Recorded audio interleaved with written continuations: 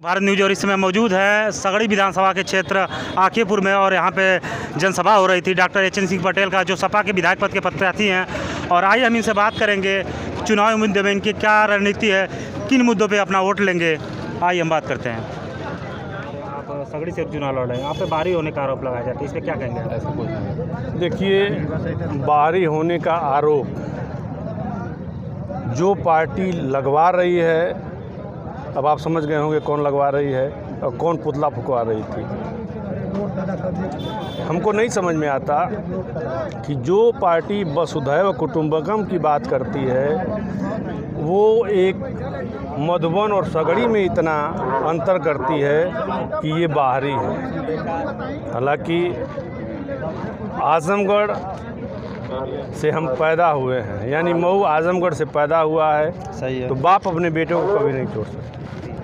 आप सगड़ी विधानसभा से समाजवादी पार्टी के प्रत्याशी बनाए गए और जगह जगह डोर टू डोर जा कर के अपना जो है समाजवादी पार्टी की नीतियों को बता रहे हैं लोगों को। क्या जनता का रुझान किधर जा रहा है, क्या लग रहा है 2022 का इलेक्शन कैसा होगा? देखिए, ये सवाल तो हम आप से पूछेंगे भाई। ऐसे पूछब, सुन ला, ऐसे पूछब कि हमरों में आप जात हो ओहरो जात हो, आपके खुदे अनुमान लगल हो कि हर का बा।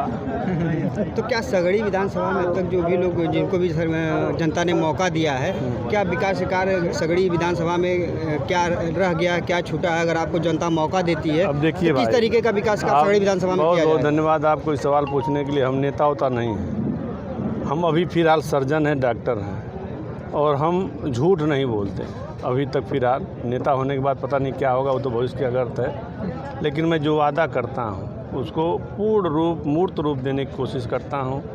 और जो सगड़ी विधानसभा में आपने बात करी, तो जो मैं इधर से टहला हूँ, देखा हूँ, यहाँ की सड़कें बहुत ही जर्जर।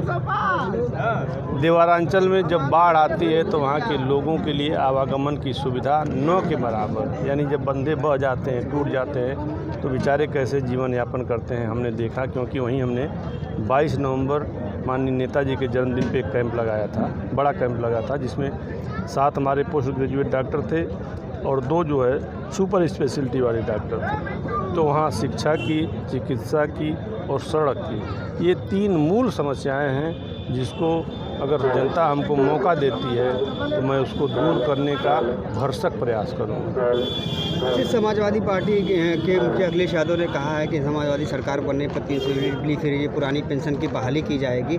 और वहीं भारतीय जनता पार्टी जो है लगातार अपने नए वादों को लेकर के आ रही। तो क्या जनता जाति धर्म और हिंदू मुसलमान पाकिस्तान कब्रिस्तान के बहकावे में आएगी, क्या इन सब मुद्दों से हटकर विकास के नाम पर वोट करेगी? भाई देखिए, इस बार 5 सालों में उन्होंने क्या क्या वादा किए थे, एक भी वादा पूरा नहीं हुआ। आगे क्या वादा कर रहे हैं? जब एक बार है ना कि बिल्ली दूध से जल जाती है तो मट्ठा भी फूंक फूंक पीती है कि नहीं? तो जनता इनके वादों से जल चुकी है। जो नए वादे ला रहे हैं इन पे कतई भरोसा नहीं करना। सगड़ी विधानसभा से भाजपा के प्रत्याशी अभी बसपा छोड़ करके भाजपा में शामिल हुई वंदना सिंह जी हैं, और बसपा से जो है धनई पटेल जी हैं, और सपा से पटेल जी नहीं, शंकर यादव जी हैं। तो आप क्या इन लोगों के बीच में लड़ाई कैसी दिख रही है आपको? लड़ाई किस तरह की रहेगी सगड़ी विधानसभा? अगर हमसे पूछेंगे तो हम तो लोगों का जो प्रेम मिल रहा है, हमको उत्साह मिल रहा है, उसको देख करके मैं आपको आश्वस्त करना चाहता हूँ कि यहाँ किसी तरह की कोई लड़ाई नहीं। पिछले 5 सालों में आप यहाँ देख रहे हैं वंदना सिंह यहाँ से विधायक भी रह चुकी हैं, कितना विकास देखते हैं पिछले 5 सालों में? देखिए, ये सवाल आपका गलत है, हमसे न पूछिए, ये सवाल उन्हीं से पूछिए, क्योंकि वो विधायिका थी और उन्होंने जो विकास कार्य किए हैं बेहतर है कि वही अच्छी तरह से जानती हैं। अगर लास्ट सवाल, पिछले अगर अब की बार आप विधानसभा में यहाँ से जाते हैं चुन के, तो सगड़ी विधानसभा में कौन से ऐसे मेन मुद्दे हैं जिन पे आप काम करेंगे? इस पर तो बात हो चुकी, 3 सवाल हमने बताया ना, शिक्षा, चिकित्सा और सड़कें खास करके। और एक तरह से मैं, देखिए, बड़ा बढ़िया सवाल पूछा। मैं दिमाग में एक चीज़ बैठाया हूँ कि अगर यहाँ की जनता हमको चुनती है तो एक मैं पीएससी को चुनूँगा, जैसे लाट घाट की पीएससी होगी, सेंटर में पड़ेगी, उस पीएससी को चुनूँगा।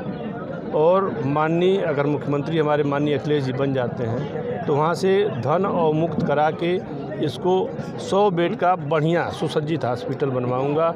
और वहाँ पे जो मैं अपने अस्पताल में एक 3D लेप्रोस्कोप है जो उत्तर प्रदेश में 3 जगहों पे है, एक है मुरादाबाद में, दूसरा बनारस में, तीसरा हमारे पास। मैं माननीय जी से बात करके वो 3D लेप्रोस्कोप यहाँ लगवाऊँगा और हफ्ते में, ये सरकार नहीं, मैं अपनी सेवा देना चाहूँगा। हफ्ते में 2 दिन समाज के लिए यहाँ पे उसी लेप्रोस्कोप से सबका फ्री ऑपरेशन किया करूँगा। यहाँ पे हॉस्पिटल को छोड़ दीजिए, हॉस्पिटल तो अपनी जगह है, यहाँ सरकारी रहेगा, यहाँ एक भी पैसा नहीं लगेगा, अपनी सेवा मैं फ्री दूँगा समाज को। एक लास्ट सवाल, जैसे आप यहाँ से विधायक चुन के जाते हैं तो यहाँ की जनता कहती है कि लोग यहाँ से विधायक बनने के बाद उनका पता नहीं चलता है, वो फिर चले जाते हैं घूमने के लिए। अब आपके सवाल का जवाब इसी में मिल गया कि 2 दिन मैं उसी अस्पताल में अपनी फ्री सेवा दूंगा, तो जनते से मिलूंगा कि जनते का ऑपरेशन करूंगा, दूसरे का तो करूंगा नहीं।